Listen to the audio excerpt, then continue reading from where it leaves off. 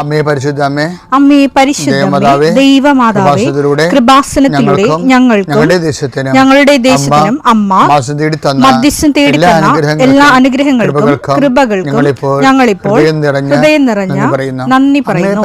അമ്മേ പരിശുദ്ധമ്മേ ദൈവമാതാവേ, 2004 ഡിസംബർ 7 ഉച്ചകഴിഞ്ഞ് 2:30 കൃപാസനത്തിൽ സംഭവിച്ച അമ്മയുടെ പ്രത്യക്ഷപ്പെടലിനെ കുറിച്ച് തിരുസഭയ്ക്ക് സമർപ്പിച്ചിരിക്കുന്ന പഠനരേഖകളുടെ സഭാത്മകമായ പഠനം ആരംഭിക്കുവാൻ ഞങ്ങൾ പ്രാർത്ഥിക്കുന്നു.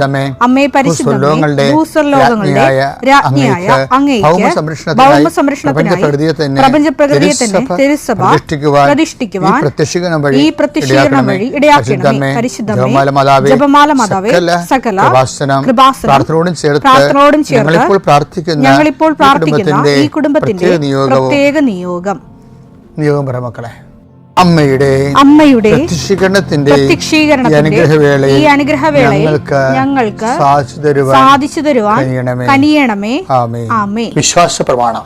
സർവശക്തനായ പിതാവും ആകാശത്തിന്റെയും ഭൂമിയുടെയും സൃഷ്ടാവുമായ ദൈവത്തിൽ ഞാൻ വിശ്വസിക്കുന്നു.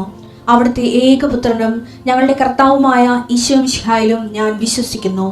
ഈ പുത്രൻ പരിശുദ്ധാത്മാവിനാൽ ഗർഭസ്ഥനായി കന്യകാമറിയത്തിൽ നിന്ന് പിറന്ന് പൊന്തിയോസ് പീലാത്തോസിന്റെ കാലത്ത് പീഡകൾ സഹിച്ച് കുരിശിൽ തറയ്ക്കപ്പെട്ട് മരിച്ച് അടക്കപ്പെട്ട് പാതാളങ്ങളിൽ ഇറങ്ങി മരിച്ചവരുടെ ഇടയിൽ നിന്ന് 3-ാം നാൾ ഉയർത്ത് സ്വർഗത്തിലേക്ക് എഴുന്നള്ളി സർവശക്തിയുള്ള പിതാവായ ദൈവത്തിന്റെ വലതുഭാഗത്തിരിക്കുന്നു. അവിടെ നിന്ന് ജീവിക്കുന്നവരെയും മരിച്ചവരെയും വിധിക്കുവാൻ വരുമെന്നും ഞാൻ വിശ്വസിക്കുന്നു. പരിശുദ്ധാത്മാവിലും ഞാൻ വിശ്വസിക്കുന്നു. വിശുദ്ധ കത്തോലിക്കാ സഭയിലും പുണ്യവാന്മാരുടെ ഐക്യത്തിലും പാപങ്ങളുടെ മോചനത്തിലും ശരീരത്തിന്റെ ഉയർപ്പിലും നിത്യമായ ജീവിതത്തിലും ഞാൻ വിശ്വസിക്കുന്നു. ആമേൻ. സുഖസ്ഥനായ ഞങ്ങളുടെ പിതാവേ, അങ്ങയുടെ നാമം പൂജിതമാകണമേ. അങ്ങയുടെ രാജ്യം വരണമേ. അങ്ങയുടെ തിരുമനസ് സ്വർഗത്തിലെ പോലെ ഭൂമിയിലും ആകണമേ. അന്നു വേണ്ടുന്ന ആഹാരം ഇന്ന് ഞങ്ങൾക്ക് തരണമേ. ഞങ്ങളോട് തെറ്റ് ചെയ്യുന്നവരോട് ഞങ്ങൾ ക്ഷമിക്കുന്നത് പോലെ ഞങ്ങളുടെ തെറ്റുകൾ ഞങ്ങളോടും ക്ഷമിക്കണമേ. ഞങ്ങളെ പ്രലോഭനത്തിൽ ഉൾപ്പെടുത്തരുതേ, തിന്മയിൽ ഞങ്ങൾ രക്ഷിക്കണമേ. ആമേൻ. നന്മ നിറഞ്ഞ മറിയമേ, സ്വസ്തി. കർത്താവ് അങ്ങയുടെ കൂടെ സ്ത്രീകളിൽ അങ്ങ് അനുഗ്രഹിക്കപ്പെട്ടവളാകുന്നു. അങ്ങയുടെ ഉദരത്തിൻ ഫലമായി ഈശോ അനുഗ്രഹിക്കപ്പെട്ടവനാകുന്നു. പരിശുദ്ധ മറിയമേ, തമ്പുരാന്റെ അമ്മേ, പാപികളായ ഞങ്ങൾക്ക് വേണ്ടി ഇപ്പോഴും ഞങ്ങളുടെ മരണസമയത്തും തമ്പുരാനോട് അപേക്ഷിക്കണമേ. ആമേൻ. എൻ്റെ കർത്താവേ, നിന്റെ ഉന്നതമായ നാമത്തിന് സ്വസ്ഥം ചെയ്യുന്നു. കർത്താവ്, രേഖകളെ സംബന്ധിച്ച് പ്രാർത്ഥിക്കണേ ചെയ്യും. രേഖകൾ കയ്യിലില്ലെങ്കിൽ പോലും മനസ്സുകൊണ്ട് നിങ്ങൾ ആ രേഖകൾ നിങ്ങളുടെ കയ്യിൽ ഓർക്കുക. ചിലപ്പോൾ മാർക്ക് ലിസ്റ്റ് ആകും, ചിലപ്പോൾ സർട്ടിഫിക്കറ്റ് ആകും, ചിലപ്പോൾ ഹോൾ ടിക്കറ്റ് ആകും, ചിലപ്പോൾ പ്രമാണമാകും, ചിലപ്പോൾ നക്കലാകും, ചിലപ്പോൾ പറമ്പ് തരം മാറ്റാനുള്ള അപേക്ഷയാകും, ചിലപ്പോൾ നിങ്ങൾക്ക് വീടിന് നമ്പർ കിട്ടാൻ വേണ്ടിയുള്ള പ്രയാസത്തിൻ്റെ അതിനുള്ള അപേക്ഷ. എല്ലാം മനസ്സുകൊണ്ട് ഓർക്കുക. ആ രേഖകൾ ലഭിക്കാൻ ആവശ്യമായ രേഖകൾ വിസയുടെ രേഖകളാകാം, അല്ലെങ്കിൽ ഇൻ്റർവ്യൂവിൻ്റെ രേഖകളാകാം, അല്ലെങ്കിൽ വിസ ഇൻ്റർവ്യൂ ആകാം. എല്ലാം രേഖകൾ മനസ്സിൽ ഓർക്കുക. നിങ്ങളുടെ ഫയലിലുള്ള മുഴുവൻ രേഖകൾ നിങ്ങൾ ആരെങ്കിലും പ്രൊഡ്യൂസ് ചെയ്യാൻ വില്ലേജ് ഓഫീസർ തൊട്ട് കളക്ടർ വരെ മന്ത്രി വരെ നിങ്ങളുടെ ഓരോരോ കമ്പനികളിൽ CEO വരെ ബോസ് വരെ സമർപ്പിക്കാനുള്ള എല്ലാ രേഖകളും മനസ്സിൽ സൂക്ഷിക്കുക. കർത്താവേ, അങ്ങയുടെ മക്കളുടെ രേഖകൾ ഞാനിന്ന് പ്രാർത്ഥിക്കുകയാണ്. ചിലക്ക് രേഖകളില്ല, ചിലക്ക് നഷ്ടപ്പെട്ടു, ചിലക്ക് കിട്ടാനിരിക്കുന്നതേ ഉള്ളൂ, സമയത്ത് കിട്ടണില്ല. അങ്ങനെയുള്ള എല്ലാ രേഖകളും ചിലക്ക് രേഖ കൊടുക്കണില്ല, മനഃപൂർവ്വം കൊടുക്കണില്ല, കൈക്കൂലി ഇല്ലാത്തവന് കൊടുക്കണില്ല, അല്ലെങ്കിൽ അവരുടെ ആയിട്ടുള്ള വൈകല്യങ്ങളുള്ളതുകൊണ്ട് കൊടുക്കണില്ല, അല്ലെങ്കിൽ വേറെ താല്പര്യങ്ങളുള്ളതുകൊണ്ട് കൊടുക്കണില്ല. അങ്ങനെയുള്ള പൈശാചികമായ തടസ്സങ്ങൾ യേശുക്രിസ്തു ഉന്നതമായ നാമത്തിൽ സഭയുടെ അധികാരത്തിൽ കുരിശിൻ്റെ അടയാളത്തിൽ 40 വർഷം ഞാൻ അർപ്പിച്ച കൃപാനയുടെ ശക്തിയാൽ കൃപാസ്ഥാനത്താറെ ജീവനോടെ പ്രത്യക്ഷപ്പെട്ട മാതാവിൻ്റെ മധ്യസ്ഥത്താൽ നിന്റെ മുഴുവൻ രേഖകളെ അതിൻ്റെ തടസ്സങ്ങൾ വിടുവിക്കുകയും നിന്നെ അനുഗ്രഹിക്കുകയും ചെയ്യുന്നു. പിതാപുത്രനും പരിശുദ്ധാത്മാവിനും നീക്കാമേ. എൻ്റെ പ്രിയപ്പെട്ടവർ, നമ്മൾ കഴിഞ്ഞ ആഴ്ച ഒരു സീരിയസ് വിഷയം ഡിസ്കസ് ചെയ്തായിരുന്നു. കാര്യം ആധ്യാത്മിക മുന്നേറ്റം, ജീവിത മുന്നേറ്റം എന്ന് പറയുന്നത് അതിൻ്റെ ഘടകങ്ങളെ ഞാൻ പറഞ്ഞായിരുന്നു നിങ്ങളോട്. ഒന്ന്, എല്ലാ കാലങ്ങളും നമുക്കുണ്ടാകുന്നതാണ് അനുഗ്രഹത്തിൻ്റെ കാലം. നാം പ്രാർത്ഥിക്കുന്നു, അനുഗ്രഹം പ്രാപിക്കുന്നു. അത് ഒരു ഘട്ടമാണ് ശരിക്കും. ഇനി കുറച്ചുകൂടി ഉടമ്പടിയിലൊക്കെ ജീവിക്കുന്നവർക്ക് പെട്ടെന്ന് രണ്ടാം മേഖലയിലേക്ക് പ്രവേശിക്കാം. രണ്ടാം മേഖല എന്ന് പറഞ്ഞാൽ എന്താണ്? കഴിഞ്ഞ ദിവസം നമ്മൾ കണ്ടായിരുന്നു, അഭിഷേകത്തിൻ്റെ മേഖലയാണ്. അഭിഷേകത്തിൻ്റെ മേഖല എന്ന് പറയുന്നത്, ഇപ്പോൾ ഉദാഹരണത്തിന് മോസസിനോട് ദൈവം പറഞ്ഞില്ലേ, എന്താ പറഞ്ഞത്? ഞാൻ ഈ ദിവസങ്ങളിൽ ധ്യാനത്തിൽ പറയുന്നുണ്ടത്, എന്നാൽ നിങ്ങൾ ശ്രദ്ധിച്ചാൽ നല്ലതാണ്. അതായത് മോസസിനോട് ദൈവം എന്താണ് ഒരു വാഗ്ദാനം കൊടുത്തത്? ഞാൻ നിങ്ങളുടെ കൂടെ ഉണ്ടായിരിക്കും, നിങ്ങൾ പോകുന്നിടത്തല്ല, അല്ലേ? അപ്പോൾ അതൊരു നിങ്ങൾക്ക് ആശ്വാസം നൽകുകയും ചെയ്യും. അവിടെ ആശ്വാസമാണ് കൊടുക്കുന്നത്. പുറപ്പാട് 33:14 കർത്താവ് പറഞ്ഞു, ഞാൻ തന്നെ നിന്നോട് കൂടെ വരികയും നിനക്ക് ആശ്വാസം നൽകുകയും ചെയ്യും. അപ്പൊ ദൈവ ബ്ലെസ്സിങ്സിന്റെ ഒരു തലമാണത്. ബ്ലെസ്സിങ്സ്, അനുഗ്രഹം. ഞാൻ തന്നെ നിന്റെ കൂടെ വരികയും നിനക്ക് ആശ്വാസത്തിന്റെ അനുഗ്രഹം തരികയും ചെയ്യും. പക്ഷേ ജോഷുവയുടെ കാലം, മോസസിന്റെ കാലം കഴിയുമ്പോൾ പിന്നെ ജോഷുവയാണ്. ജോഷുവയുടെ ഡ്യൂട്ടി മോസസിനേക്കാൾ കുറച്ചുകൂടി ഹെവി ഡ്യൂട്ടിയാണ്. കാര്യം എന്താണ്? ജോർദാൻ കടക്കണം, ഇവിടെ ഇവരെ ഫിൽട്ടർ ചെയ്യണം. ജോർദാൻ കടക്കാൻ യോഗ്യതയില്ലാത്ത ആൾക്കാരില്ലേ, പല വെള്ളത്തെ കാല് കുത്തുന്ന വിശ്വാസത്തിൻ്റെ അപാചയമുള്ള ആൾക്കാരെ ഫിൽട്ടർ ചെയ്ത് കളയണം. അത് ഭയങ്കര സീരിയസ് ഈ വിഷയമാണ്. ജോഷുവ ഫിൽട്ടർ ചെയ്യാൻ വേണ്ടി മോസസ് ഫിൽട്ടർ ചെയ്തായിരുന്നു. സിനാ മലമുകളിലും താഴെ ഇറങ്ങുമ്പോൾ കർത്താവിൻ്റെ കൂടെ നിൽക്കുന്നവരെ കൂടെ നിൽക്കാത്തവരെ രണ്ടായിട്ട് ഫിൽട്ടർ ചെയ്യും. ഇതുപോലെ ഓരോ സമയത്തും ദൈവം ഓരോരോ ഘട്ടം പൂർത്തിയാക്കുമ്പോൾ ഫിൽട്ടറിങ് ഉണ്ടാവും. അതെപ്പോഴും നിങ്ങൾ മനസ്സിലാക്കണം. നമ്മുടെ ജീവിതത്തിൽ ഈ ഫിൽട്ടറിങ് ഇല്ല എന്നുണ്ടെങ്കിൽ ഈ ലവലാദ്യ മനുഷ്യർ, ദൈവത്തിൽ നിന്ന് നമ്മളെ പിന്തിരിപ്പിക്കുന്ന എല്ലാ വ്യക്തികളും നമ്മുടെ കൂടെ വരും. വാഗ്ദാനം പ്രാപിക്കാൻ പറ്റാത്ത അവസ്ഥയാക്കി അവരുടെ വർത്തമാനങ്ങൾ നമ്മളെ പിന്തിരിപ്പിച്ച് കളയും. അതുകൊണ്ട് മോസസ് പറയണം, അങ്ങനെ പിന്തിരിപ്പന്മാർ നോക്കിയിട്ട് ജോഷുവ പറയുന്നൊരു വാക്കുണ്ട്, നദിക്കക്കരെ നിങ്ങളുടെ പിതാക്കന്മാർ ആചരിച്ച വിഗ്രഹങ്ങളിലേക്ക് നിങ്ങൾക്ക് തിരിച്ചു പോകാം. എല്ലാവരും പോയാലും കുഴപ്പമൊന്നുമില്ല, ഞാനും എൻ്റെ കുടുംബവും കർത്താവിനെ ആരാധിക്കും. അത് കേൾക്കുമ്പോൾ തന്നെ നമുക്ക് അഭിഷേകം ഉണ്ടാകും. നിലപാടാണത്. ജോഷുവ 24:15 കർത്താവിനെ സേവിക്കുന്നതിന് മനസ്സില്ലെങ്കിൽ നദിക്കക്കരെ നിങ്ങളുടെ പിതാക്കന്മാർ സേവിച്ച ദേവന്മാരെയോ നിങ്ങൾ വസിക്കുന്ന നാട്ടിലെ അമോര്യരുടെ ദേവന്മാരെയോ ആരെയാണ് സേവിക്കുക ഇന്നു തന്നെ തീരുമാനിക്കുക. ഞാനും എൻ്റെ കുടുംബവും കർത്താവിനെ സേവിക്കും. ഫിൽട്ടറിംഗ് ആണിത്. മോസസ് ഫിൽട്ടറിംഗ് നടത്തി. ഫിൽട്ടറിംഗ് നടത്താതെ മുന്നോട്ട് പോകാൻ പറ്റത്തില്ല. ആധ്യാത്മിക ജീവിതം തന്നെ ഇതുപോലെ ഹരിച്ചരിച്ചാണ് പോണത്. പല താല്പര്യങ്ങളും നമുക്കുണ്ടാകും, ദൈവത്തിന് നിരക്കാത്തതാകും. ചിലപ്പോൾ നമ്മൾ എടുത്തുപേക്ഷിക്കേണ്ടി വരും. മുൻപുകാലത്തിൻ്റെ ഏറ്റവും വലിയ ചൈതന്യം അതാണ്. ദൈവത്തിന് നിരക്കാത്തതിനെ വെറുത്തുപേക്ഷിക്കണം. അപ്പം ദൈവത്തിന് നിരക്കാത്ത വ്യക്തികളുണ്ടാകും, ദൈവത്തിന് നിരക്കാത്ത ജീവിത രീതിക്കാരുണ്ടാകും, ദൈവത്തിന് നിരക്കാത്ത പെരുമാറ്റ ദോഷങ്ങളുണ്ടാകും.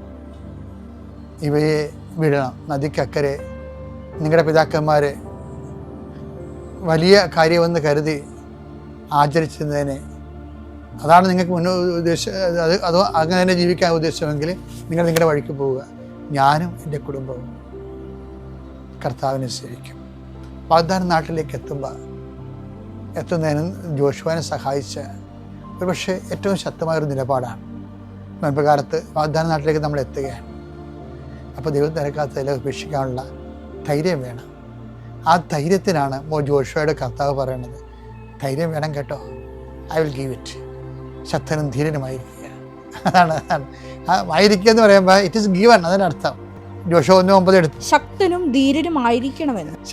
ധീരനുമായിരിക്കണമെന്ന് ഭയപ്പെടുകയോ പരിഭ്രമിക്കുകയോ ചെയ്യരുതെന്നും. ഇങ്ങനെ പല വിഷയങ്ങളുണ്ടാകുമ്പോൾ ഒറ്റപ്പെട്ടു പോവില്ല, ഭയപ്പെടുമല്ലോ, പരിഭ്രമിക്കുമല്ലോ. പരിഭ്രമിക്കുക ചെയ്യരുതെന്നും നിന്നോട് ഞാൻ കൽപ്പിച്ചിട്ടില്ലയോ? നിന്റെ ദൈവമായ കർത്താവ് നീ പോകുന്നിടത്തെല്ലാം നിന്നോട് കൂടെ ഉണ്ടായിരിക്കും. വേറെവർ യു ഗോ, നീ കാട്ടിൽ പോയാലും കടലിൽ പോയാലും ഞാൻ നിന്നെ കൈവിടാതെ കൂടെ നിൽക്കും. അപ്പം ദൈവത്തിനെ ഒപ്പിച്ച് ജീവിച്ചാൽ ദൈവത്തിൻ്റെ സാന്നിധ്യം എല്ലായിടത്തും സംരഭ്യമാകും. നോൻപുകാലം ദൈവത്തിന് നിരക്കാത്ത വ്യക്തികളെയും വിഷയങ്ങളെയും ഇവിടെ ഗുഡ് ബൈ പറഞ്ഞുകൊണ്ട് ദൈവത്തോട് പക്ഷം ചേരുന്നത്, അവർക്കാണ് ദൈവം മോശം ജോഷുവയെ പോലെ ധൈര്യവും ശക്തിയും നൽകണത്. ആ ശക്തി എൻ്റെ സഹോദരന് ലഭിക്കട്ടെ. എൻ്റെ പേര് ഗോപപ്രിയ. ഞാൻ കായംകുളത്തു നിന്ന് വരുന്ന. ഞാൻ ആദ്യമായി ഇവിടെ വന്ന് ഉടമ്പടി എടുക്കുന്നത് 2023 ആഗസ്റ്റ് 23 അതിന് മുന്നേ എൻ്റെ ചേച്ചി എന്നെ ഇവിടെ ഉടമ്പടി എടുക്കാൻ വിളിച്ചതാണ്. അപ്പം ഞാൻ പറഞ്ഞ് എനിക്കിപ്പോൾ ഉടമ്പടി എടുക്കാൻ സമയമായിട്ടില്ല, ഞാൻ പിന്നീട് ഒരു ദിവസം പോയി എടുത്തോളാം എന്ന് പറഞ്ഞ്. അങ്ങനെ ഇരിക്കുമ്പോൾ എൻ്റെ ഭർത്താവിൻ്റെ അച്ഛന് 90 വയസ്സുണ്ട്. അച്ഛൻ നടുവിന് വേദനയായിട്ടിരിക്കുക. അപ്പോൾ ഡോക്ടർ പറഞ്ഞ് അച്ഛൻ വീഴാതെ നോക്കണം, വീണ് കഴിഞ്ഞാൽ ഇനി അച്ഛൻ എഴുന്നേക്കത്തില്ല, എല്ലുകളെല്ലാം ക്ഷയിച്ചു പോയി എന്ന് പറഞ്ഞ്. ഡോക്ടർ പറഞ്ഞ് കുറച്ച് ദിവസങ്ങൾക്കുള്ളിൽ തന്നെ അച്ഛൻ വീണ്. അങ്ങനെ അച്ഛൻ കിടപ്പിലായി. അച്ഛൻ മൂത്രം ഒഴിക്കുന്നത് മൊത്തം ബെഡിലാണ്. ഞങ്ങൾ 2 പേര് ചേർന്ന് വേണം അച്ഛനെ ബാത്റൂമിലുമൊക്കെ കൊണ്ടുപോകാനാണ്. അങ്ങനെ ഞങ്ങൾക്ക് അറ്റാച്ച്ഡ് ബാത്റൂം ഇല്ലാത്തതുകൊണ്ട് തന്നെ അച്ഛനെ ഞങ്ങൾ അച്ഛൻ്റെ റൂമിൻ്റെ അടുത്തുനിന്ന് കുറച്ചും കൂടെ അങ്ങോട്ട് മാറ്റി വേറെ ഒരു റൂമിലാണ് കിടത്തുന്നത്. അങ്ങനെ ഇരിക്കുമ്പോൾ എൻ്റെ ഭർത്താവിന് ഒരു ചുമയുണ്ടായി. ചുമ വിട്ടു മാറുന്നില്ല. അപ്പം 3 വർഷത്തിന് മുൻപ് തന്നെ അദ്ദേഹത്തിന് വാൽവിന് ചുരുക്കമുള്ളതാണ്. അപ്പം ഞങ്ങളൊരു കാർഡിയോളജിയെ കാണിച്ചപ്പോൾ ഡോക്ടർ പറഞ്ഞ് എത്ര എളുപ്പം ഇത് ഓപ്പറേഷൻ ചെയ്യണം, അദ്ദേഹത്തിന് വാൽവ് നല്ല ശരിക്ക് ചുരുങ്ങി 30% പമ്പിങ് ഉള്ളു, ലീക്കുവാണെന്ന് പറഞ്ഞ്. അങ്ങനെ ഞങ്ങൾ വീട്ടിൽ വന്ന് ഞങ്ങളാകെ ഞങ്ങൾ അമൃത ഹോസ്പിറ്റലിൽ കൊണ്ട് കാണിച്ചു. അപ്പോൾ അവിടെയും ഡോക്ടർ പറഞ്ഞ് 1 മാസത്തിനുള്ളിൽ തന്നെ ഇത് ഓപ്പറേഷൻ ചെയ്യണമെന്ന് പറഞ്ഞ്. അപ്പം ഞങ്ങളാകെ ധർമ്മസങ്കടത്തിലായി. കാരണം അച്ഛനെ നോക്കാൻ ഞങ്ങളല്ലാതെ വേറെ ആരുമില്ല. അച്ഛനെ 2 പേര് പിടിച്ച് വേണം ടോയ്ലറ്റിൽ കൊണ്ടുപോകാൻ. അച്ഛൻ മൂത്രമൊക്കെ ബെഡിൽ തന്നെ പോവുക. അപ്പോൾ അച്ഛനെ ആരും ഏൽപ്പിക്കും? അതുമല്ല ഭർത്താവിന് ഓപ്പറേഷൻ ചെയ്തുകൊണ്ടിരിക്കുന്ന സമയത്ത് തന്നെ അച്ഛൻ മരണശൈലാണ്. അച്ഛൻ എന്തെങ്കിലും സംഭവിച്ചു കഴിഞ്ഞാൽ എൻ്റെ ഭർത്താവിൻ്റെ ഹാർട്ടിനെ അത് ബാധിക്കത്തില്ലയോ? അപ്പോൾ എന്ത് ചെയ്യണമെന്ന് അറിയാൻ വയ്യ. അങ്ങനെ അപ്പോൾ എൻ്റെ ചേച്ചി വീണ്ടും വന്നിട്ട് എന്നോട് പറഞ്ഞ് നീ കൃപാസനത്തിൽ പോയി ഉടമ്പടി എടുക്ക്, നിൻ്റെ കാര്യങ്ങളെല്ലാം മാതാവ് നോക്കിക്കൊള്ളുമെന്ന് പറഞ്ഞ്. അങ്ങനെ ഞാൻ ഇവിടെ ഉടമ്പടി എടുക്കാൻ വന്ന് ഫസ്റ്റ് നിയോഗം വെച്ചത് ചേച്ചി എന്നോട് പറഞ്ഞ് നീ ഓപ്പറേഷൻ ഇല്ലാതെ നിൻ്റെ ഭർത്താവിന് അസുഖം മാറണമെന്ന് വെക്കാൻ പറഞ്ഞു. ഞാൻ അങ്ങനെ വെച്ചു. 2ാമത്തെ നിയോഗം വെച്ചത് ഞാൻ അങ്ങനെ വെക്കുമ്പോഴും എൻ്റെ മനസ്സ് പറയുന്നുണ്ട് ഭർത്താവിന് ഓപ്പറേഷൻ വേണമെന്ന് തന്നെ എൻ്റെ മനസ്സ് പറയുന്നത്. പിന്നെ ചേച്ചി പറഞ്ഞപ്പോൾ ഞാൻ അങ്ങനെ തന്നെ വെച്ചു. 2ാമത്തെ നിയോഗം അച്ഛൻ സ്വന്തം കാര്യങ്ങൾ ചെയ്യാനായി എഴുന്നേൽക്കണമെന്നായിരുന്നു. പക്ഷെ എനിക്ക് മരവിച്ച മനസ്സായിരുന്നു ഇവിടെ വന്നപ്പോൾ. ഞാൻ പ്രാർത്ഥിക്കുന്ന ഒന്നുമില്ല. പക്ഷെ തിരിച്ചു പോകാറായപ്പോൾ ഞാൻ ഘടികാര മാതാവിൻ്റെ അടുത്ത് ചെന്ന് കരഞ്ഞേച്ച് ഞാൻ പറഞ്ഞു, മാതാവേ, എല്ലാവരും പറയുന്നു മാതാവ് സഞ്ചാരി മാതാവാണെന്ന്, എൻ്റെ കൂടെ മാതാവ് വരണേന്ന് പറഞ്ഞു. അങ്ങനെ ഞങ്ങൾ വീട്ടിൽ ചെന്ന് രാത്രി പ്രാർത്ഥിച്ച് ഞാൻ അച്ഛന് നടുവിനൊക്കെ ഇവിടുന്ന് കൊണ്ടുപോയി വെഞ്ചരിച്ച് തൈലം പുരട്ടി കൊടുത്ത് ഉപ്പും കൊടുത്ത് അച്ഛനെ കാശുരൂപം തലയിൽ വെച്ച് പ്രാർത്ഥിച്ചു. അങ്ങനെ ഭർത്താവിന് വയ്യാത്തതുകൊണ്ട് തന്നെ എനിക്ക് ഉറക്കമില്ല. ഞാൻ 1 മണി 2 മണി അങ്ങനെ ഇല്ലാതെ പെട്ടെന്ന് ചാടി എണീക്കും. എന്തോ ഇനി സംഭവിക്കാൻ പോകുന്നതെന്ന് അറിയാൻ വയ്യ. അങ്ങനെ ഞാൻ 2 മണിയായപ്പം ചാടി എണീറ്റ് ഞാൻ ചെന്ന് അച്ഛനെ കിടത്തി. അച്ഛൻ്റെ റൂമിലല്ല, അറ്റാച്ച്ഡ് ബാത്റൂം ഇല്ലാത്തതുകൊണ്ട് ബാത്റൂമിൻ്റെ അടുത്തുള്ള റൂമിലാണ്. അപ്പം ഞാൻ ചെന്ന് അച്ഛനെ നോക്കുമ്പോൾ അച്ഛനെ അവിടെ കാണുന്നില്ല. അപ്പം ഞാൻ ചെന്നിട്ട് പെട്ടെന്ന് അച്ഛൻ്റെ റൂമിൽ ചെന്ന് നോക്കി. അപ്പോൾ അച്ഛൻ ഉറങ്ങത്തില്ല. പക്ഷെ അച്ഛൻ അന്ന് ഭയങ്കര ബോധം കെട്ട് കിടന്ന് ഉറങ്ങുന്നു. അപ്പം ഞാൻ ഭർത്താവിനോട് എന്നിട്ട് ചോദിച്ചു, ഞാൻ അച്ഛൻ്റെ റൂമിൽ കൊണ്ടുപോയത്. അപ്പോൾ ഭർത്താവിനോട് പറഞ്ഞു എനിക്കറിയത്തില്ല. ഞാൻ പറഞ്ഞു അച്ഛൻ എന്തായാലും 2 പേര് പിടിക്കാൻ നടക്കാതെ അച്ഛൻ അങ്ങോട്ട് പോകത്തില്ലല്ലോ, പിന്നെ എങ്ങനെ അച്ഛൻ പോയെന്ന്. അച്ഛൻ്റെ ഉറക്കം കണ്ടോട്ട് ഞാൻ അച്ഛനെ വിളിച്ചൊന്നുമില്ല. ഞാൻ പോയി കിടന്നുറങ്ങി. 5:30 പ്രാർത്ഥന കഴിഞ്ഞ് വീണ്ടും ഞാൻ ഈ തൈലവുമായി അച്ഛനെ പുരട്ടാൻ വന്ന് ഉപ്പും കൊടുത്ത് കാശുരൂപം കൊണ്ട് പ്രാർത്ഥിച്ച്. അപ്പം ഞാൻ അച്ഛനോട് ചോദിച്ചു, അച്ഛൻ എങ്ങനെ ഈ റൂമിൽ വന്നത്? അപ്പോൾ അച്ഛൻ എന്നോട് പറഞ്ഞ് എനിക്ക് ഓർമ്മയില്ല, ഞാൻ ഇന്നലെ ബോധം കെട്ട് കിടന്ന് ഉറങ്ങി, ഇനി ആരോ പിടിച്ചിവിടെ കൊണ്ടുവന്ന് കിടത്തിയതെന്ന്. എൻ്റെ മാതാവല്ലാതെ ആ വീട്ടിൽ വേറെ ആരുമില്ല, ഞാനും എൻ്റെ ഭർത്താവും മാത്രമേ ഉള്ളൂ അവിടെ. അച്ഛൻ അന്ന് പിച്ച വെച്ച് നടന്ന് ഇന്ന് അച്ഛൻ 90 വയസ്സുള്ള അച്ഛനാണ്. ഡോക്ടർ പറഞ്ഞത് ഇനി അച്ഛൻ എഴുന്നേൽക്കത്തില്ലെന്ന്. പക്ഷെ ഇന്നും അച്ഛൻ 90 വയസ്സുള്ള അച്ഛൻ ഇന്ന് സ്വന്തം കാര്യങ്ങൾ നോക്കുകയും ബാത്റൂമിൽ പോവുകയും എല്ലാം ചെയ്യുന്നു. മാത്രമല്ല ഈശോ ഞങ്ങളുടെ അച്ഛനെ തിരിച്ചു കൊണ്ടുവന്നുകൊണ്ട് എൻ്റെ ഭർത്താവിന് ഓപ്പറേഷൻ ചെയ്തപ്പം ഭർത്താവിന് ശമ്പളം കുറവാണ്. അപ്പോൾ ഭർത്താവിന് ഓപ്പറേഷൻ വരുമ്പം ഞങ്ങൾ ഈ 5 മാസം, അപ്പോൾ ഭർത്താവിന് ഓപ്പറേഷൻ കഴിഞ്ഞ് 5 മാസമായി. ഈ 5 മാസം ഞങ്ങൾ കഴിഞ്ഞത്, അച്ഛൻ സർവീസ് പെൻഷനുള്ള ആളാണ്. അപ്പോൾ അച്ഛൻ ഈ പെൻഷൻ കൊണ്ടാണ് ഞങ്ങൾ ഈ 5 മാസം കഴിയുന്നത്. ഈശോ പറയുന്ന കൂട്ട് ഞങ്ങൾ പാറമേൽ വീട് വെച്ചു, പ്രളയത്തിൽ തളരാതെ ഈശോ ഞങ്ങളെ രക്ഷിച്ചു. അച്ഛനുള്ളത് കൊണ്ടാണ് ഞങ്ങൾ ഇതുവരെയുള്ള എല്ലാ കാര്യവും അച്ഛനെ വെറുതെ കിടത്തുമല്ല, പൂർണ്ണ ആരോഗ്യവാനോടെ ഈശോ ഞങ്ങൾക്ക് തിരിച്ചു തന്നത്. ഞങ്ങളുടെ അച്ഛൻ മരിച്ചു പോകുന്ന വെച്ച് അച്ഛൻ്റെ ബന്ധുക്കളെല്ലാം ഇവിടെ വരുമായിരുന്നു. എന്നിട്ട് മരിക്കാറായി കിടക്കുന്ന അച്ഛനെ കാണും. ഇപ്പം എല്ലാവർക്കും അച്ഛനൊരു സാക്ഷിയാണ്. അച്ഛൻ്റെ ബന്ധുക്കൾ തന്നെ, ഞങ്ങൾ ഹിന്ദുവാണ്, അച്ഛൻ്റെ ബന്ധുക്കൾ ഒരുപാട് പേര് ഇപ്പോൾ ഇവിടെ വന്ന്, ഞാൻ പറയണ്ട, കാരണം അച്ഛനെ മരിച്ചു പോകുന്ന അച്ഛൻ തിരിച്ചു വന്നപ്പോൾ ഒരുപാട് പേര് ഇവിടെ വന്ന് ഇപ്പോൾ ഉടമ്പടി എടുത്ത്. രണ്ടാമത് എൻ്റെ ഭർത്താവിന് വാൽവ് ചുരുക്കമായിരുന്നു. അപ്പം അദ്ദേഹത്തിന് പമ്പിങ് കുറവായിരുന്നു, 30% പമ്പിങ് ഉള്ളായിരുന്നു. പിന്നെ ലീക്കും ഉണ്ട്. അങ്ങനെ ഞങ്ങൾ അമൃത ഹോസ്പിറ്റലിൽ നിന്ന് ഓപ്പറേഷൻ വേണമെന്ന് പറഞ്ഞ്, അങ്ങനെ ഞാൻ ദിവസവും കരഞ്ഞ് പ്രാർത്ഥിക്കും മാതാവിനോടും, മാതാവ് എൻ്റെ ഭർത്താവിന് ഓപ്പറേഷൻ ഇല്ലാതെ തന്നെ ഇത് നടക്കണേ എന്ന്.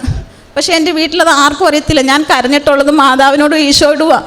ഞാൻ കരഞ്ഞാൽ എൻ്റെ ഭർത്താവിൻ്റെ ഹാർട്ടിന് ബാധിക്കുമല്ലോ എന്ന് വെച്ച് ഞാൻ എൻ്റെ ഭർത്താവിൻ്റെ മുൻപിലും കരഞ്ഞിട്ടില്ല, ഞാൻ ആരുടെ മുൻപിലും കരഞ്ഞിട്ടില്ല. പക്ഷേ മാതാവിൻ്റെ ഈശോയുടെ മുമ്പിൽ ഞാൻ കഥ കടച്ചിട്ട് കരഞ്ഞ് പ്രാർത്ഥിക്കുമായിരുന്നു. അങ്ങനെ ഞാൻ പ്രാർത്ഥിച്ചുകൊണ്ടിരിക്കുമ്പോൾ ഒരു ദിവസം എൻ്റെ മോള് വന്നിട്ട് പറഞ്ഞു, മോൾക്കറിയത്തില്ല ഞാൻ എന്താ പ്രാർത്ഥിക്കുന്നതെന്ന്. പക്ഷെ മോള് വന്നിട്ട് എന്നോട് 7 വയസ്സുള്ള മോളാണ്. മോള് വന്നിട്ട് എന്നോട് പറയുക, അമ്മേ യേശു പറയുന്നുണ്ടായിരിക്കും അച്ഛൻ ഓപ്പറേഷൻ ചെയ്താലേ ഈ അസുഖം മാറത്തുള്ളൂ. പക്ഷെ വീട്ടിൽ ആർക്കും അറിയത്തില്ല ഞാൻ പ്രാർത്ഥിക്കുന്നത് എനിക്ക് മാത്രമേ, ഈശോയ്ക്കും മാതാവിനും മാത്രമേ അറിയത്തുള്ളൂ. എങ്ങനെ ഈ മോള് എങ്ങനെ പറഞ്ഞതെന്ന് ഞാൻ ചോദിച്ചിട്ടുമില്ല ഇതുവരെ. അങ്ങനെ ഞങ്ങൾ ഓപ്പറേഷത്തിനായി പോയി. രാവിലെ 7:30 എൻ്റെ ഭർത്താവിനെ ഓപ്പറേഷൻ കയറ്റി. 5:30 ആയപ്പോഴാണ് ഓപ്പറേഷൻ കഴിഞ്ഞ് ഇറക്കിയത്. ഞാൻ തൈലം വെച്ച് കുരിശ് വരച്ചൊക്കെയാണ് എൻ്റെ ഭർത്താവിനെ ഓപ്പറേഷന് കയറ്റി. അങ്ങനെ വൈകിട്ട് ഇത്രയും താമസിക്കുമ്പോൾ ഞാൻ മാതാവിനോട് പരിഭവങ്ങൾ പറഞ്ഞു, മാതാവേ ഞാനൊരു ഹിന്ദുവാണ്, ഞാനൊരു ക്ഷേത്രത്തിൽ മാതാവിനെ ഈശോയും വിശ്വസിച്ച് ഞാനൊരു ക്ഷേത്രത്തിൽ പോയി പ്രാർത്ഥിച്ചില്ല, മാതാവിനെ ഈശോയും വിശ്വസിച്ച് ഞാനിവിടെ വന്നത്. പക്ഷെ എൻ്റെ ഭർത്താവിന് എന്തെങ്കിലും പറ്റിയാൽ ഞാൻ ആത്മഹത്യ ചെയ്യും, ഞാൻ തിരിച്ച് വീട്ടിലേക്ക് പോകത്തില്ലെന്ന് പറഞ്ഞ്. അങ്ങനെ 5:30 എൻ്റെ ഭർത്താവിനെ ഇറക്കി ICU കാണിക്കാൻ ഞാൻ ചെന്നപ്പോൾ ഡോക്ടർ പറഞ്ഞു, കുഴപ്പമൊന്നുമില്ലെങ്കിൽ നമുക്ക് നാളെ വെന്റിലേറ്ററിൽ മാറ്റാം, അല്ലെങ്കിൽ 2 ദിവസം കൂടെ കിടത്തേണ്ടി വരുമെന്ന്. ഡോക്ടർ അങ്ങനെ പറഞ്ഞപ്പോൾ എനിക്ക് തോന്നി എന്തെങ്കിലും കുഴപ്പം കാണുമായിരിക്കും, അതായിരിക്കുമല്ലോ എന്ന്. അതിന് മുൻപേ ഞങ്ങളിവിടെ വന്ന് അച്ഛനെ കണ്ട് പ്രാർത്ഥിച്ച് അച്ഛനൊരു കാശ് രൂപം തന്നായിരുന്നു. അപ്പം ഞാൻ സിസ്റ്ററോട് പറഞ്ഞു, സിസ്റ്ററെ ഇതെൻ്റെ ഭർത്താവിൻ്റെ തലക്കീഴി വെച്ചേക്കാവോ എന്ന്. അപ്പോൾ സിസ്റ്റർ ഭയഭക്തി ബഹുമാനത്തോട് തന്നെ ആ സിസ്റ്റർ അത് എൻ്റെ ഭർത്താവിൻ്റെ തലക്കീഴിൽ ഇങ്ങനെ ബാൻഡേജ് വെച്ച് ഒട്ടിച്ച് വെച്ച് ദിവസം ഞാൻ കയറുമ്പോൾ എനിക്ക് കാണാമായിരുന്നു. അങ്ങനെ എൻ്റെ ഭർത്താവിനെ പിറ്റേ ദിവസം തന്നെ വെന്റിലേറ്ററിൽ നിന്ന് മാറ്റി. 3-ാമത്തെ ദിവസം വെന്റിലേറ്ററിൽ നിന്നും ICU നിന്ന് മാറ്റി ഞങ്ങൾ വാർഡിൽ വന്നു. അപ്പോൾ ഡോക്ടറെ കാണാൻ ചെന്നപ്പോൾ, ഞാനും എൻ്റെ ആങ്ങളെയും കൂടെ ഡോക്ടറെ കാണാൻ ചെന്നപ്പോൾ ഡോക്ടർ പറഞ്ഞ്, ബിനുവിന് പമ്പിങ് നേരത്തെ നമ്മൾ എക്കോ ടെസ്റ്റ് ചെയ്തപ്പോൾ 30% പക്ഷേ ഓപ്പറേഷൻ ചെയ്യുന്ന ടൈമിൽ 25%. ഞങ്ങളൊരു അപകടം പ്രതീക്ഷിച്ചതായിരുന്നു. അതുകൊണ്ട് ഞങ്ങൾ ICUവിൽ ഒരു അപകടം പ്രതീക്ഷിച്ച് ബിനു അവിടുന്ന് എല്ലാം രക്ഷപ്പെട്ടു വന്നത്. ബിനുവിനൊരു കുഴപ്പം ഇനി ഉണ്ടാകത്തില്ല. അങ്ങനെ 8ൻ്റെ അന്ന് ഡോക്ടർ വന്ന് ഞങ്ങളോട് പറഞ്ഞ് നമുക്ക് ഡിസ്ചാർജ് ചെയ്യാം, ബിനുവിന് എക്കോ ടെസ്റ്റ് ചെയ്തതിനകത്തൊന്നും കുഴപ്പമില്ലെന്ന് പറഞ്ഞ്. ഞങ്ങൾ പറഞ്ഞു വേണ്ട ഡോക്ടറെ, ഞങ്ങൾക്ക് 2 ദിവസം കൂടെ കിടന്നേച്ച് പോയാൽ മതിയെന്ന്. അങ്ങനെ 10ൻ്റെ അന്ന് ഞങ്ങൾ അവിടുന്ന് ഡിസ്ചാർജായി വന്ന്. ഇപ്പം 3 മാസം കഴിഞ്ഞ് ടെസ്റ്റ് ചെയ്തപ്പോൾ, എക്കോ ടെസ്റ്റ് ചെയ്തപ്പോൾ 30%-ൽ നിന്ന് 55%. ഡോക്ടർ പറഞ്ഞു ഇനി കുഴപ്പമൊന്നുമില്ല, ജോലിക്ക് പോയിക്കൊള്ളാൻ പറഞ്ഞ്. ഈശോ ഞങ്ങളെ അവിടെയും രക്ഷിച്ചത് എങ്ങനെയാണെന്ന് വെച്ചാൽ, എൻ്റെ ഭർത്താവ് ശമ്പളക്കുറവാണെന്ന് ഞാൻ നേരത്തെ പറഞ്ഞില്ലയോ. ഞങ്ങൾക്ക് എൻ്റെ ഭർത്താവ് ജോലി ചെയ്യുന്ന കമ്പനിയിൽ ഒരു 3 മാസത്തിന് മുമ്പാണ് ESA വന്നത്. ഈ ഭർത്താവിന് ഒരു 5-6 ലക്ഷം രൂപ ഓപ്പറേഷൻ ആകേണ്ടതാണ്. പക്ഷേ എൻ്റെ ഈശോ ഈ 3 മാസത്തിന് മുമ്പ് ഞങ്ങളെ ഒരുക്കി, ഞങ്ങൾക്ക് മുൻപേ പോയി മലകൾ തകർക്കുകയും ഇരുമ്പോടാലുകൾ തകർക്കുകയും ചെയ്ത ഈശോ ഞങ്ങൾക്ക് മുൻപേ 3 മാസത്തിന് മുമ്പേ ഞങ്ങൾക്ക് കരുതി വെച്ചിരുന്ന ESA 3 മാസം ഓപ്പറേഷൻ 5-6 ലക്ഷം രൂപയായി. അത് മൊത്തം ഞങ്ങൾ ESA വഴിയാണ് പോയത്. 10 പൈസ ഞങ്ങളുടെ കയ്യിൽ നിന്നായില്ല. ഈ 3 മാസം എൻ്റെ ഭർത്താവിന് ഓപ്പറേഷൻ കഴിഞ്ഞ് 3 മാസം കഴിഞ്ഞപ്പോൾ തന്നെ ESA കട്ടായി. ഇനി അങ്ങോട്ട് ESA ഇല്ല. അപ്പോൾ ഈശോ ഞങ്ങൾക്ക് വേണ്ടി മാത്രം ആ ESA തന്ന് രക്ഷിച്ച്. പിന്നെ അടുത്ത ഒരെണ്ണം എൻ്റെ ഈ ഭർത്താവിനും അച്ഛനും വയ്യായിരിക്കുന്ന സമയത്ത് തന്നെ എൻ്റെ മോടെ ഒരു സ്വർണത്തിൻ്റെ മാല എടുത്തപ്പോൾ അത് കൊളുത്ത് കാണുന്നില്ല. അപ്പോൾ ഞാൻ അയ്യോ എനിക്ക് കൊളുത്ത് കാണുന്നില്ല, എനിക്ക് വയ്യ, ആകെ ടെൻഷനാണ്, എനിക്ക് ഇനി ടെൻഷൻ അടിക്കാൻ വയ്യാലോ എന്ന് ഞാൻ പറഞ്ഞു. ഞാൻ നോക്കാനും പോയില്ല, പോയെന്ന് പറഞ്ഞ് അത് കഴിഞ്ഞ് ഞാൻ വേറെ ആ സ്വർണ്ണമിരിക്കുന്ന റൂമിലല്ല, വേറെ റൂമിൽ പോയി കിടന്ന് ഉറങ്ങി. ഉച്ചയ്ക്കായപ്പോൾ ഉറങ്ങി ഞാൻ എണീക്കുമ്പോൾ അവിടെ ഒരു കസേര കിടക്കുന്നു. ആ കസേരയിൽ ഈ കൊളുത്തിരുന്ന് മിന്നുന്നു. ഞാൻ നോക്കിയപ്പോൾ എൻ്റെ കൊളുത്തിരിക്കുന്നു. ഞാൻ പറഞ്ഞു അയ്യോ ഇത് എങ്ങനെ വന്ന്, അതെങ്ങനെ വന്നെന്ന് എനിക്കും അറിയത്തില്ല, ഞങ്ങളിൽ ആർക്കും അറിയത്തില്ല. കാരണം മാലയിരിക്കുന്ന വേറെ റൂമിൽ, ഞാൻ ആ റൂമിൽ നിന്ന് ഇങ്ങോട്ട് മാല കൊണ്ടുവന്നിട്ടുമില്ല. അങ്ങനെ ആ കൊളുത്ത് കിട്ടിയപ്പോൾ ഞാൻ എൻ്റെ ഒരു കൂട്ടുകാരിയോട് പറഞ്ഞ് എൻ്റെ ഈ മാതാവ് എനിക്ക് കൊളുത്ത് കൊടുത്തതെന്ന്. അപ്പോൾ എൻ്റെ കൂട്ടുകാരി പറഞ്ഞു പോടി അവിടുന്ന്, എന്താ മാതാവ് പുതിയത് മേടിച്ചുകൊണ്ട് തന്നോ എന്നെ കളിയാക്കി. പക്ഷേ ഞങ്ങളെ സാക്ഷിയായി ഉയർത്തിയത് കണ്ടുകൊണ്ട് ആ ആൾ, ഞങ്ങൾ ഹിന്ദുവാണ്, ആ കൂട്ടുകാരിയും ഹിന്ദു വിശ്വാസവും ഇല്ല, ഒരു വിശ്വാസവും ഇല്ല. ഇന്ന് ആ എൻ്റെ കൂട്ടുകാരിയും ഇവിടെ ഉടമ്പടി ജീവിതത്തിലാണ് ജീവിക്കുന്നത്. ഞങ്ങളുടെ വീട്ടിലെ സാക്ഷ്യം കണ്ട് ഞങ്ങളുടെ നാട്ടിൽ ഒരുപാട് പേര് ഇവിടെ ഉടമ്പടി എടുത്തിട്ടുണ്ട്. ഞങ്ങൾ ആരോടും പറയാതെ തന്നെ അത്രയ്ക്ക് തകർന്നു പോയിട്ട് നിന്ന് ഞങ്ങളെ തിരിച്ചു കൊണ്ടുവന്നതാണ്. പിന്നെ ഞാൻ ദിവസവും ബൈബിൾ വായിക്കുമായിരുന്നു. ബൈബിള് ഞാൻ ഹോസ്പിറ്റലിൽ പോയപ്പോൾ ഞാൻ ഒരു ദിവസം പോലെ ഞാൻ ഉടമ്പടി എടുത്ത് ഇന്ന് വരെ 5 മാസമായി പുതുക്കുകയും ചെയ്തു. ഇന്ന് വരെ ഞാൻ ബൈബിൾ വായന മുടക്കിയിട്ടില്ല. ഞാൻ ഹോസ്പിറ്റലിൽ കൊണ്ടുപോയി അവിടെ ഇരുന്ന് രാവിലെയും വൈകിട്ടും ബൈബിൾ വായിക്കുമായിരുന്നു, അവിടെ ഇരുന്ന് പ്രാർത്ഥിക്കുമായിരുന്നു. പക്ഷേ ഹോസ്പിറ്റലിൽ മെഴുകുതിരി കത്തിക്കാൻ എനിക്ക് പറ്റിയില്ല. എന്നാലും ഞാൻ പ്രാർത്ഥനയ്ക്ക് ഒരു മുടക്കം, ഒത്തിരി കഷ്ടതയിൽ കൂടെ ഞാൻ കടന്നുപോയി. എന്നാലും ഞാൻ പ്രാർത്ഥന മുടക്കിയിട്ടില്ല, ബൈബിൾ വായനയും മുടക്കിയിട്ടില്ല. ആദ്യം ഞാൻ ബൈബിൾ വായിക്കുമ്പോൾ എനിക്കൊന്നും മനസ്സിലാവത്തില്ലായിരുന്നു. പിന്നെ എനിക്ക് ബൈബിൾ വായിക്കുമ്പോൾ ഈശോ എനിക്ക് അതിൽ കൂടെ മറുപടി തരുന്നതായി തോന്നും. ഈശോയോട് ഒരു ദിവസം ഞാൻ ചോദിച്ചു, ഈശോ ഇവിടെ സാക്ഷ്യം പറയുന്നതിന് എല്ലാവരും പറയുന്നുണ്ടല്ലോ ഓപ്പറേഷൻ വേണ്ടാന്ന്, എന്നിട്ട് എൻ്റെ ഭർത്താവിന് എന്താ ഓപ്പറേഷൻ വേണ്ടി വന്നത്? അപ്പോൾ ഈശോ എനിക്ക് തന്നൊരു വചനമാണ്, അല്പസമയത്തിനുള്ളിൽ നിങ്ങൾ എന്നെ കാണുകയില്ല, അല്പസമയത്തിനുള്ളിൽ നിങ്ങൾ എന്നെ കാണും. അപ്പോൾ അത് ശിഷ്യന്മാർക്ക് മനസ്സിലാവത്തില്ല. അപ്പോൾ ഈശോ അത് വിശദീകരിച്ചു കൊടുക്കും. പ്രസവവേദന അനുഭവിക്കുന്ന സ്ത്രീക്ക് പ്രസവവേദന വരുമ്പോൾ ആ വേദന സഹിച്ചേ പറ്റത്തുള്ളൂ. എന്നാൽ അവൾക്ക് ഒരു മനുഷ്യക്കുഞ്ഞിന് ജന്മം കൊടുക്കുമ്പോൾ അവൾ ആ കുഞ്ഞിന് ജന്മം കൊടുത്തത് കൊണ്ട് സന്തോഷവതിയാകും. അപ്പോൾ എൻ്റെ ഭർത്താവിന് അപ്പോൾ ഹൃദയം നുറങ്ങിയ വേദന ഉണ്ടായാലും നീ പിന്നീട് ഒരിക്കലും ദുഃഖിക്കേണ്ടാത്ത വിധത്തിൽ നിനക്ക് സന്തോഷമുണ്ടാകുമെന്ന് ഈശോ പറഞ്ഞ്. അപ്പോൾ എനിക്ക് മനസ്സിലായി എൻ്റെ ഭർത്താവിന് ഓപ്പറേഷനിൽ കൂടി തന്നെ ആ രോഗം മാറത്തുള്ളായിരുന്നു. പിന്നെ ഞാൻ കാരുണ്യ പ്രവർത്തനം ചെയ്യുന്നത്, പത്രം മേടിച്ച് ഞാൻ എല്ലാവർക്കും കൊടുക്കുമായിരുന്നു. അത് ഞാൻ ആർക്കും വെറുതെ അല്ല ഞാൻ ആ പത്രം കൊടുക്കുന്നത്. എൻ്റെ വീട്ടിൽ എനിക്ക് ഉടമ്പടി എടുത്തുകൊണ്ട് പോയി അന്ന് തന്നെ എനിക്ക് അനുഭവം ഉണ്ടായി. ആ അനുഭവം പറഞ്ഞ് ഞാൻ പറയേണ്ട കാര്യം കൂടുതലില്ല. കാരണം ഞങ്ങളുടെ നാട്ടുകാരെല്ലാം വന്ന് ചോദിക്കും നിങ്ങൾക്ക് എങ്ങനെ ഈ മാറ്റം സംഭവിച്ചതെന്ന്. അങ്ങനെ എനിക്ക് പറഞ്ഞു കൊടുക്കേണ്ട കാര്യമില്ല, എന്നാലും ഞാൻ പറഞ്ഞു കൊടുത്തു. ഒരു വ്യക്തികൾക്ക് പോലും ഞാൻ പത്രം പറയാതെ കൊടുത്തിട്ടില്ല. കാരണം എൻ്റെ ജീവിതത്തിൽ എനിക്ക് അതേ അനുഭവം ഉണ്ടായിട്ടുണ്ട്. ഞാൻ എല്ലാവർക്കും പറഞ്ഞിട്ടാണ് കൊടുത്തത്. പിന്നെ ഞാൻ എനിക്ക് ഉപവാസം എടുക്കുന്നത് എങ്ങനെയാണെന്ന് അറിയില്ല. എനിക്ക് ആഹാരം കഴിക്കാതിരിക്കുമ്പോൾ ശരീരം വിറയ്ക്കും. അപ്പോൾ ഞാൻ ഈശോയോട് ചോദിച്ചു, ഈശോയെ എനിക്ക് ആഹാരം കഴിക്കാതിരുന്ന ശരീരം വിറയ്ക്കും, അപ്പോൾ ഞാൻ എങ്ങനെ ഉപവാസം എടുക്കുന്നത്? അപ്പോൾ ഈശോ എനിക്ക് ബൈബിളിൽ കൂടെ എപ്പോഴും മറുപടി തരും. അപ്പോൾ ഈശോ എന്നോട് പറഞ്ഞു, ഞാൻ ബൈബിൾ പറഞ്ഞപ്പോൾ ഈശോ എന്നോട് പറഞ്ഞ്, ഒരു നേരം ആഹാരം കഴിക്കാത്തയാണ് ഉപവാസമെന്ന് നിന്നോട് ആര് പറഞ്ഞു? പക്ഷെ ആ വാക്ക് ഞാൻ അന്ന് മാത്രമേ ആ ബൈബിളിൽ കണ്ടിട്ടുള്ളൂ. ഞാൻ പിന്നീട് ആ വാക്ക് കണ്ടിട്ടില്ല. ഈശോ പറഞ്ഞു, മനഃശുദ്ധി, വാക്ശുദ്ധി, ചിന്താശുദ്ധി, പ്രവൃത്തിശുദ്ധി ഇല്ലാത്തവന് ഉടുപ്പിച്ചും വീടില്ലാത്തതിനെ താമസിപ്പിച്ചുമാണ് നമ്മൾ ഉപവാസം എടുക്കണ്ടേ. അതാണ് ഈശോ ഇഷ്ടപ്പെടുന്ന ഉപവാസമെന്ന് ഈശോ എന്നോട് പറഞ്ഞ്. ഞാൻ എല്ലാവരും മദ്യത്തിന് അടിമയാകുന്ന പോലെ ഞാൻ ചോറിന് അടിമയായിരുന്നു. എനിക്ക് ചോറ് എത്ര കഴിച്ചാലും മതി വരത്തില്ല, ഞാൻ അമിതമായിട്ട് ചോറ് കഴിക്കും. അപ്പോൾ ഈശോ എനിക്ക് ബൈബിളിൽ കൂടെ തന്നെ പറഞ്ഞിട്ടുണ്ട്, നിൻ്റെ അമിത ഭോജനം മരണത്തിന് കാരണമായേക്കാന്ന്. പക്ഷെ ഞാൻ ഒരുപാട് തവണ കണ്ടെങ്കിലും എനിക്ക് ചോറ് അങ്ങോട്ട് നിർത്താൻ പറ്റുന്നില്ല. പക്ഷെ ഞാൻ ഇപ്പം മാതാവിനോടും ഈശോയോടും പറഞ്ഞ് മാതാവിനെ സാക്ഷിയാക്കി മാതാവിന് വേണ്ടി ഞാൻ ഇപ്പോൾ ചോറ് ഉപേക്ഷിച്ച് ഞാൻ ആഴ്ചയിൽ 2 ദിവസമേ ചോറ് കഴിക്കാറുള്ളൂ. 5 ദിവസങ്ങളിൽ ഞാൻ ചോറ് കഴിക്കാറില്ല. അത് എനിക്ക് കഴിയാത്തൊരു കാര്യമായിരുന്നു. മാതാവിനെ കൂടെ എനിക്ക് ജീവിതത്തിൽ കഴിയാത്തൊരു കാര്യമായിരുന്നു അത്. കാരണം ചോറിനോട് എനിക്ക് അത്രയ്ക്ക് ആസക്തിയായിരുന്നു. അതുപോലെ പഞ്ചസാര, ഞാൻ മധുരവും കൂടുതൽ കഴിക്കുമായിരുന്നു. അപ്പോൾ ഈശോയ്ക്കും വേണ്ടി മാതാവിനും വേണ്ടി ഞാൻ മാതാവിനോട് പറഞ്ഞു, മാതാവിന് വേണ്ടി മാത്രമല്ലാതെ എനിക്കിത് ഉപേക്ഷിക്കാൻ പറ്റത്തില്ല. അങ്ങനെ ഞാൻ പഞ്ചസാരയും പൂർണ്ണമായി ഉപേക്ഷിച്ച്. ഇത്രയേറെ അനുഗ്രഹങ്ങൾ തന്ന എൻ്റെ ഈശോയ്ക്കും എൻ്റെ മാതാവിനും ഹൃദയം നിറഞ്ഞ നന്ദിയും സ്തുതിയും പുകഴ്ചയും ഞാൻ പറയുന്നു. സകല ജനതകൾക്കും വേണ്ടിയുള്ള സന്തോഷത്തിൻ്റെ ആയിട്ടാണ് ഈശോ ഭൂമിയിൽ അവതരിക്കുന്നത്. ലൂക്കായുടെ വിശുദ്ധ സുവിശേഷത്തിലെ തിരുവചനങ്ങൾ അതാണ് നമ്മോട് പറയുക.